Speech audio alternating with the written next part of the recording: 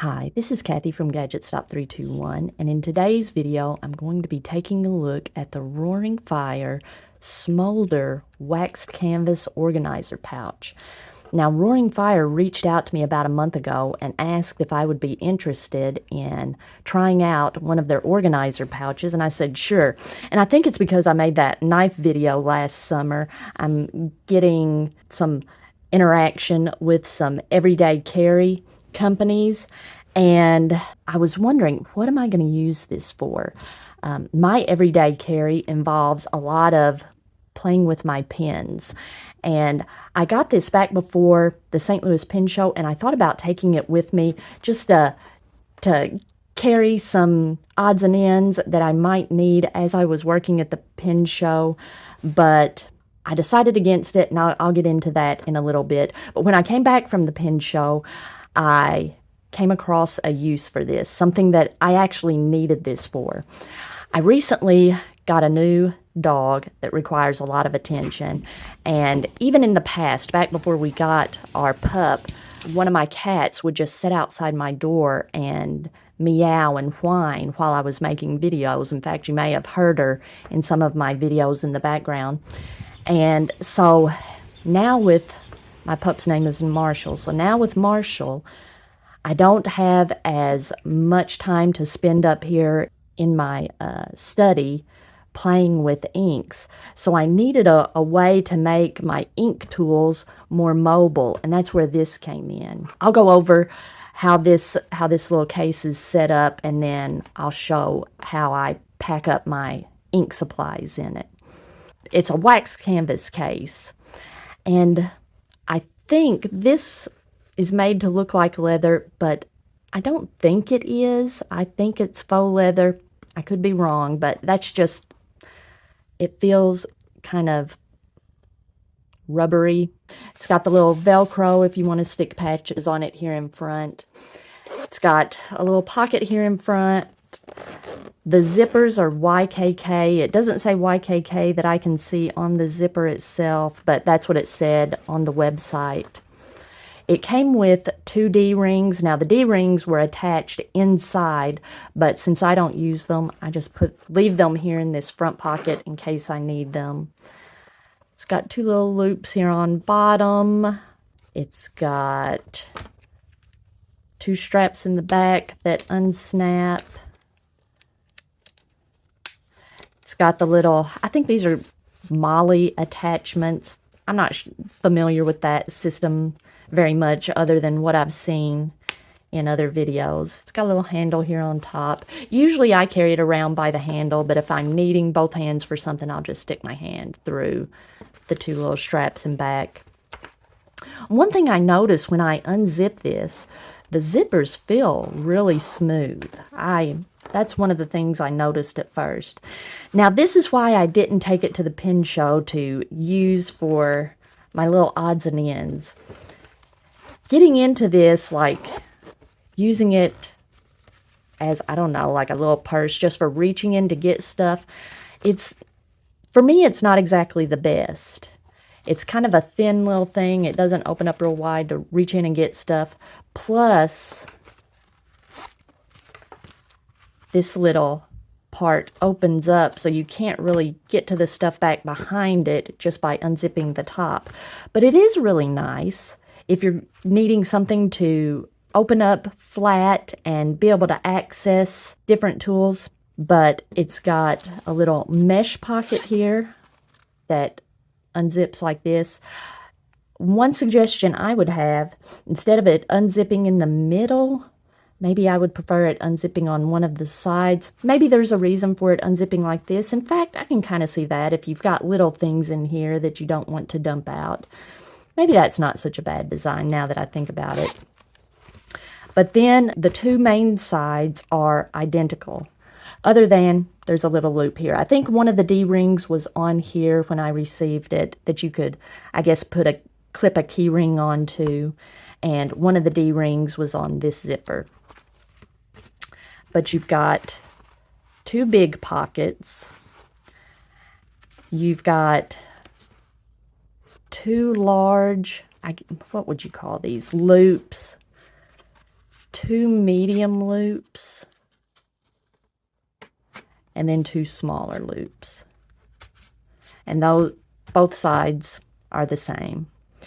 Now what I do, since I've got my pets over here wanting me to be with them, I just load up all my ink testing supplies, and the part that I do off camera, then I just take it downstairs and do everything at my kitchen table, and I only do the filming up here, so I'm away from them as little as possible. So what all I have, let's see, I've got my little Rhodium notebook that I do the water resistance test writing on. I put a few of my ink collection cards in the back, and I just put that in one of the big pockets. Now, normally I'll get a selection of different pen brands, different nib sizes, but for the particular ink test that I'm doing today, the ink is in a Pilot cartridge. So I got a selection of Pilot pens in various nib sizes, and I usually put them all on this one side that is protected by this flap.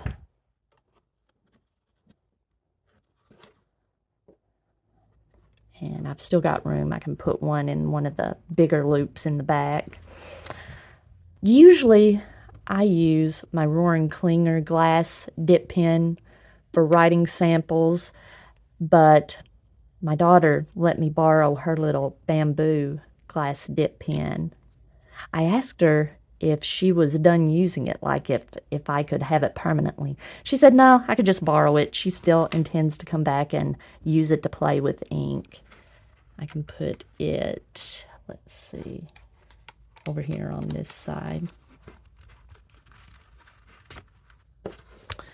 Okay, and then on this side, let's see, in the little zipper pouch, I don't normally have this, but since I'm using ink cartridges, these are Pilot Namiki Blue ink cartridges. These are the ones that I got with my Vanishing Point. I'm going to be comparing Namiki Blue to Iroshizuku Tsuyukusa. So I've already done the test of Tsuyukusa. I'm needing to test just the regular Pilot Blue ink cartridges. Now these are all the converters that came out of those pens that I just showed. This is a blue or a black ink cartridge that came out of the Kakuno. I'll just keep those when I'm done doing my ink test. I can put those back in the pens. I recently bought some chromatography test strips, and I cut a few down to keep in my portable kit. I've got tweezers for doing the tweezer swatch. I won't be able to do that, I don't think, with these ink cartridges, but I can keep it in here for future use. If I'm testing an ink sample, they fit nicely in these little loops. Now this is the Tsuyukusa. I'm taking it downstairs so that I can do a chromatography test of it. And I thought I would just test and see if I can fill all of these up with ink sample vials. And it looks like, now the smaller loops, you've got to work with it a little bit, but these medium-sized loops, the ink sample vials fit very easily. And then that fits nice and comfortably. Nothing's being smashed in there. Now, I would normally take my copy paper, my Rhodia pad, and my Hobonichi down to do my writing samples. I would also take my Leuchtturm if I were doing a regular ink sample with a broader stub nib, but I don't have a broader stub nib this time, so I'll just leave it up here. And now I can pack everything up and head downstairs and do my writing samples.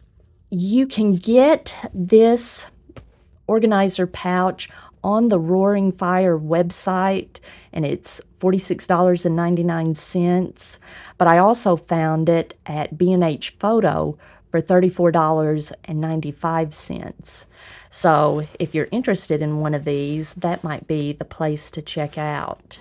Now, it came with this warranty card. You can pause that and read it if you're interested in the warranty.